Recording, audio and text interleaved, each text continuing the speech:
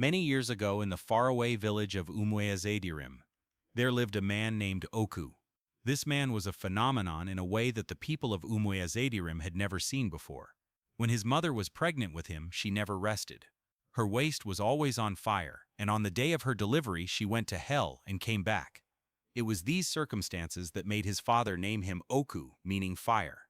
Oku grew up very quickly, but unlike other boys of his age, he was always in the bush. He would spend hours there picking leaves and talking to the trees. Oku was just strange, and so it did not come as a surprise to people when he became a Dibia. Oku became a well-known native doctor in Umwezadirim, and people from far and wide would come to seek help from him after hearing about his powers. He could do and undo in whatever way you wanted. If you wanted him to do charms for good purposes, he would oblige you, and if you wanted them for evil purposes, he would gladly do so too. Due to his reputation, Oku was feared by all in the village, and no sane parent wanted their daughter to be married to him. As such, Oku stayed unmarried for very long. He focused on his Dibia business and became very wealthy. When he was 50 years old, however, he started to see the need for a family, but since no woman would marry him, he decided to have it his way. Oku was on his way back from the bush where he had gone to perform some ritual for a client when he saw a young lady gathering firewood in the bush. The moment Oku's eyes fell on her, he immediately became attracted, and without thinking twice, he pulled out his staff and stretched it forth towards her. Immediately, the lady turned and followed him. This lady's name was Neka, and Oku took her home and made her his wife. He sent some gift items and money to Neka's parents as payment for her bride price, and they had no choice but to accept it because no one dared challenge Oku. Oku now had a wife, and he took very good care of her. They were living fine together until months later when Oku brought in another lady he had charmed also. This lady's name was Amara, and Oku married her just the same way he married Neka. Neka was pregnant at this time, and months later she gave birth to a baby girl. One day, a man ran into Oku's compound crying for help. "Dibia, Oku, please help me. My son is dying. Please do something. I don't want him to die. He's my only son." Oku came out and saw the man crying like someone in distress. "Why are you shouting in my compound? Don't you know this is a secret place? You don't desecrate it with noise." The man immediately fell to his knees. "Please, Dibia, I am very sorry. I just need your help, my only son. He went to sleep last night, and this morning everyone woke up, but he did not come out. We then went to check him only to see him struggling with his life. He could not stand or talk. I rushed down here immediately to see you because I know you can help me." Oku looked at him pitifully. "You people will anger the gods and then run seeking help when the consequences strike. Wait here for me. I am coming," Oku said to the man, and before the man could even respond, Oku disappeared. The man was gripped with fear and turned around looking for Oku. It did not take up to 2 minutes before Oku appeared back to meet the man. "Everything is settled now. Your son is healthy." The man was shocked but surprised. "Oh Dibia, thank you so much." But Oku stopped him. "I don't need your thanks. My fee is 20 bags of cowries." The man froze in shock. 20 bags? Where do I get that from? I don't have up to that. Please be merciful. I can only afford 2 bags. Oku looked at him ridiculously. "After bringing your son from the hands of death, you are offering me peanuts? Who told you that Oku is a poor man? I want my payment in 7 days. If not, you will use your daughter in exchange." The man was shocked even more, but Oku gave him no chance to complain as he left him and went inside. The man went back home with mixed feelings because even though he was happy that his son was healed, he knew that he had lost his daughter. Where on earth would he see 20 bags of cowries to pay Oku? Oku was the worst person to ever owe, and what would have even led him to Oku if not because of his son's life? Now he was in Oku's trap, and no one could rescue him. 1 week later, Oku had a new wife because the man could not pay his debt. The young girl's name was Chidanma, and she became Oku's 3rd wife as a repayment for her father's debt. By now, Oku's 2 older wives had already given birth to 2 children each, and his once lonely and quiet compound became busy with children shouting and running around everywhere. Everything seemed perfect, but they did not know that their wars were about to begin. Oku was a very powerful and unfortunately evil Dibia. His heart was evil, and he would stop at nothing to get what he wanted. Apart from doing charms for people and healing them, Oku was the one who usually prepared the charm for the most dangerous masquerade in the village. But this was a secret. No one knew about this in the village except for Obina, the man who comes to meet Oku privately for the masquerade charms. This masquerade was so powerful that it only moves in the night. It was a taboo for it to be seen in the daytime. One night, Oku went out to get some herbs in the bush for some charms he wanted to make. He had gotten them and was on his way back home when he unexpectedly met the most feared masquerade parading in the night.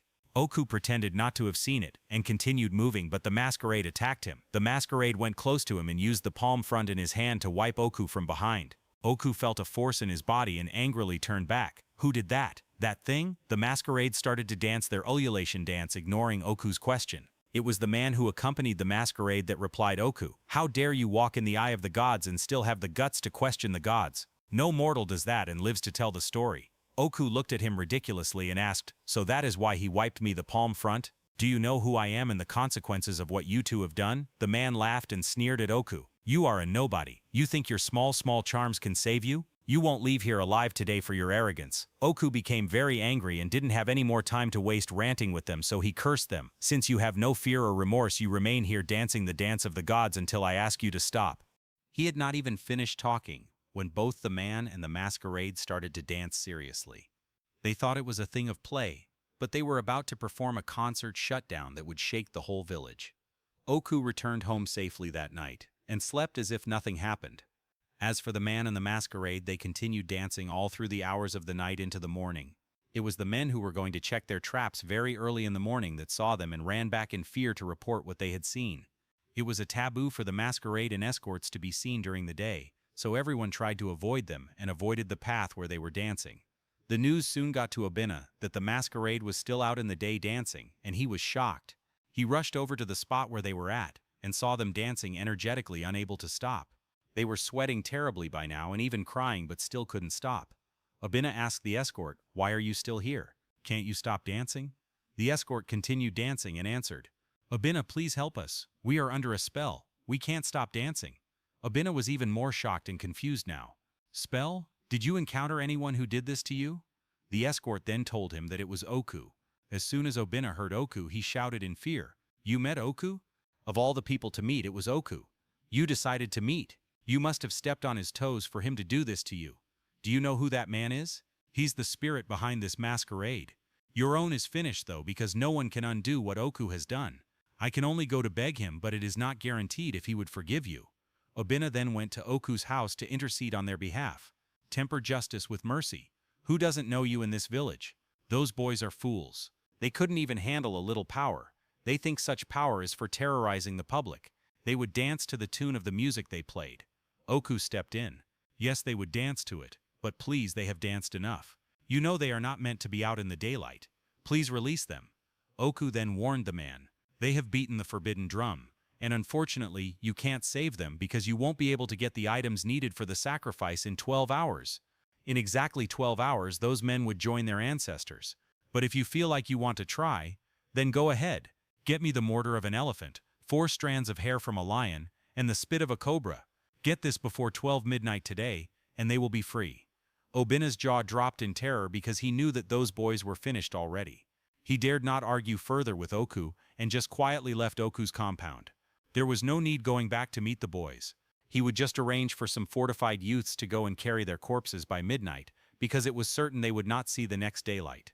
At midnight, Obina arranged the youths who had already dug graves, and when they carried the masquerade and his escort, they buried them immediately. Such news was not to be known by the public, and that was how it was swept under the carpet. Oku soon fell sick, but it was not your regular kind of sickness. This sickness kept Oku bedridden for days, and his wives thought he wouldn't make it, but they were shocked to see him 3 days later looking even younger and stronger. They did not understand the logic behind it, but they were happy for his recovery. Unfortunately, Oku's recovery came at a huge sacrifice, because that same night Neka, the first wife, lost her first son. The boy had not been sick, neither did he complain of anything. He just died like that the next morning. Oku's compound was filled with cries and wailing. Neka was uncontrollable, and her co-wives were in shock about what happened, but none of them suspected Oku at all for anything. Oku too was moody and seemed to be mourning his first son.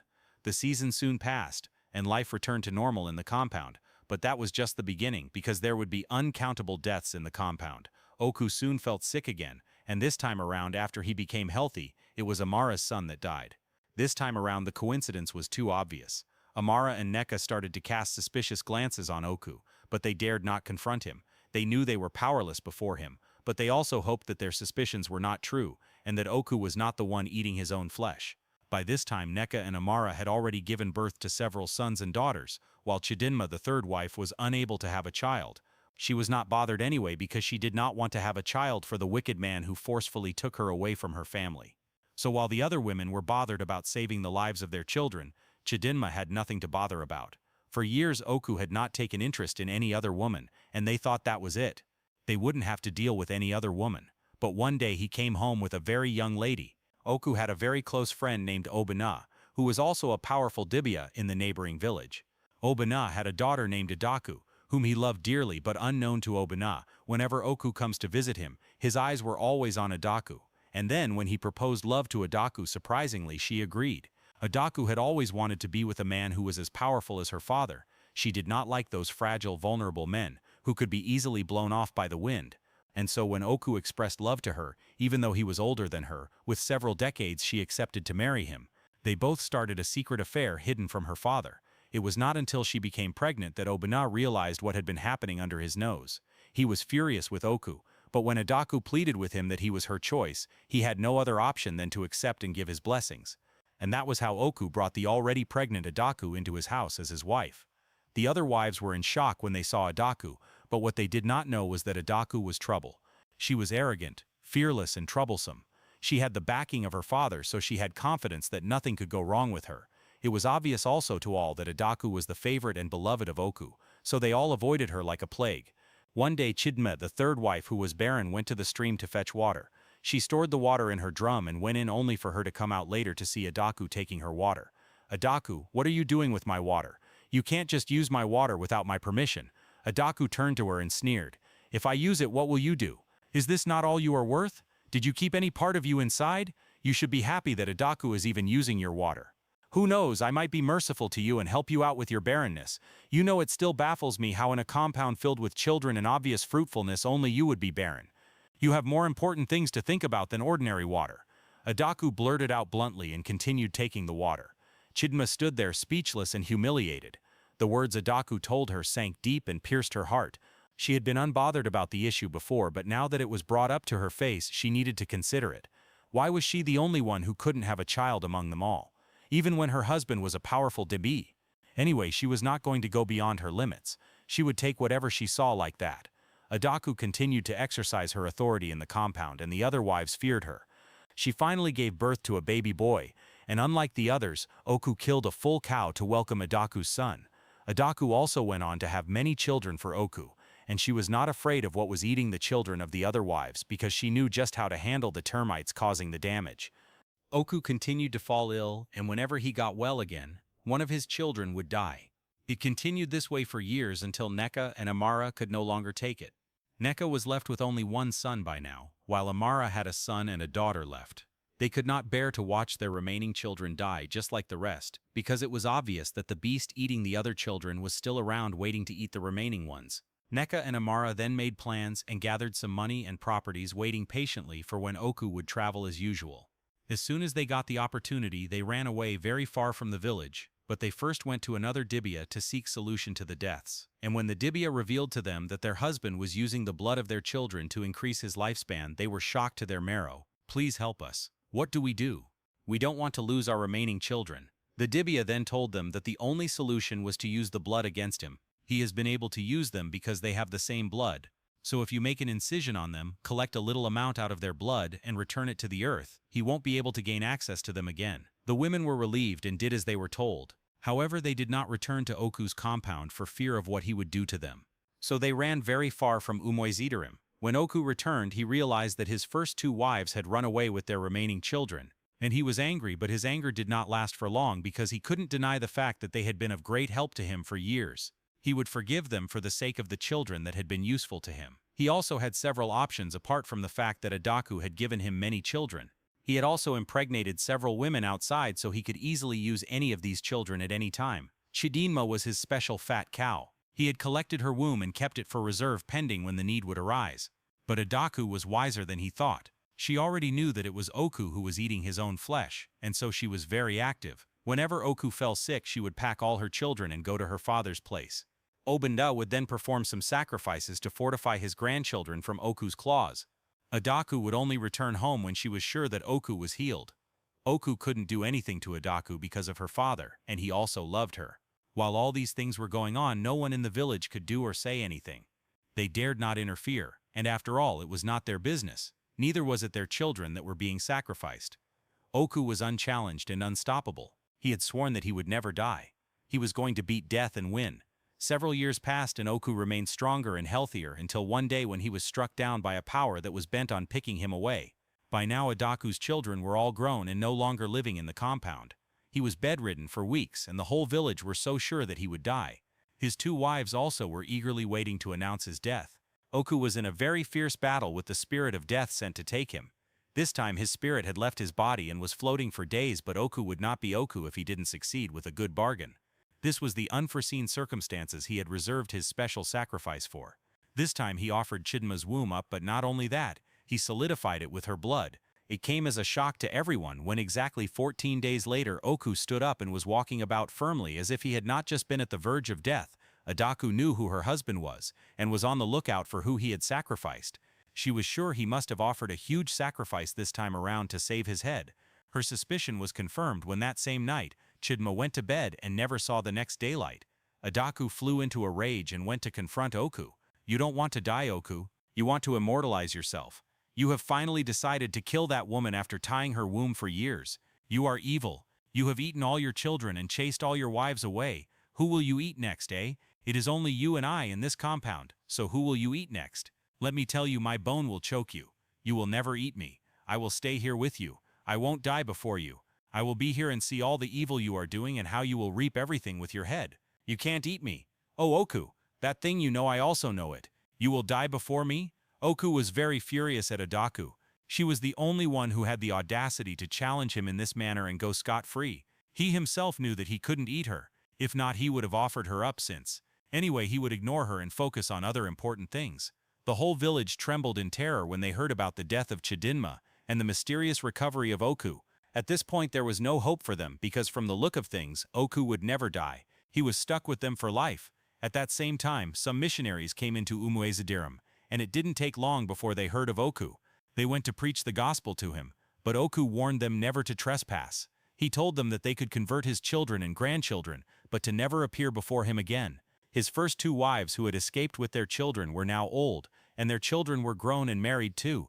Neka's son had gotten married and had children of his own too, but he was not comfortable living like an outcast. He was constantly on Neka's neck, pressuring her to take him to his father, whether dead or alive. But Neka refused, telling him that his father was worse than the devil and would not think twice to eat him up if he got the opportunity. But the young man did not understand what his mother was saying and kept on pressuring her until she gave in. However, she only gave him the address and did not go with him. Neka's son went with his wife and children to look for Oku, and when Oku saw them, he knew immediately that this was his son. He welcomed them well and gave no sign that he could even hurt a fly. They stayed with Oku for a while and went back to their base. Neka was relieved when she saw them back in one piece and told him never to go back there, but it was obvious that there was a spirit pushing her son into his grave because he refused to believe his mother and insisted that the father he saw didn't look like one who would hurt his blood. The next time he wanted to go visit Oku, he asked Amara's son too to follow him, and even though that one was skeptical at first, he ended up convincing him. When they all arrived, Oku was very impressed at the large family he had away from home. He received them well and they were all relaxed, but unknown to them, Oku was already planning his retirement plan. His eyes were on the grandchildren, whose fresh young blood would give him about 5 extra years each. That was a lot to last him before he would start to think of another extension. And so before they left, Oku collected something that belonged to the grandchildren, which he would use to invoke them whenever he wanted. Neka and Amara were deeply scared because they knew that Oku could not have changed, and when their sons and grandchildren came back home, they told them that they needed to go to Adibia for cleansing, but the men refused, telling their mothers to stop being paranoid. Unfortunately, it did not take long before the tragedy struck, and 2 of their children each fell sick and died before they could even look for treatment. It was then that their eyes were opened and they then accepted to go with their mothers for cleansing and protection. They now believed that their father was an evil man and avoided him. Oku had already gotten more extra years added to him, and all those who were his age-mates had already died, including Obina, Adaku's father, who was his good friend. But Adaku was still with him, watching him like a hawk. She had warned her children to not return home as she could not protect them again. She could only protect herself. At this point, but children would always be children. They always doubted and wanted to see for themselves. Some of her children arrived with their families, and even though Adaku was not happy, she could not do anything to send them away. They were pleased to reunite with their father and introduce their children to him. Oku, as usual, was the perfect host, and his grandchildren were all over him playing with their grandpa. Unfortunately, just like Neka and Amara's sons who learned the hard way, Adaku's children also learned the hard way when they started to lose their children. They all swore never to return home again. Oku continued to cheat death and extended his life so long. He had used up everyone related to him, and the ones who were still alive were running away from him. He started to get worried because he knew that he needed to get physical contact with them before he could successfully eat them up. But now that everyone was running away from him, it was a big challenge to him. Adaku too was now avoiding him even though she was still in the same compound with him. She was waiting for when he would die because she would be the one to break the good news to the public. By the time Oku was 154 years old, he had exhausted the blood in his bank, and there was no one to eat up again. He then started to degenerate. His skin started to wrinkle so bad, and his bones started to shrink too. This time around, death was inevitable, and it dealt with him hugely. The once powerful, rich, fearless and immortal Oku was now reduced to a dog suffering from rabies and kwashiorkor. He was abandoned and lonely, and one morning Adaku perceived a foul smell, a sign that the great Oku of Umwazedirim had died. She was 85 years old at this time, and she alerted the whole village. The news was the best they had ever heard in a very long time. Some youths who were fortified came and they went in to wrap up Oku and took him into the evil forest to bury. Such people were not to be buried in the village because they would cause famine and drought to the village as their evil body would contaminate the earth, making the earth to be angry with the village. Oku's children also heard of his death, and they were all very happy. They all returned with their children, grandchildren and their wives, and for days the whole village was in celebration. They fixed a day for his burial ceremony, and they killed 4 cows and 10 goats that day. The whole village of Umwazedirim, and even neighboring villages gathered to celebrate the end of a great evil. Neka, Amara, and Adaku, the remaining wives of Oku, were relieved too, and they all reconciled, putting their differences behind them. Their common enemy was gone forever, so there was no need fighting each other again.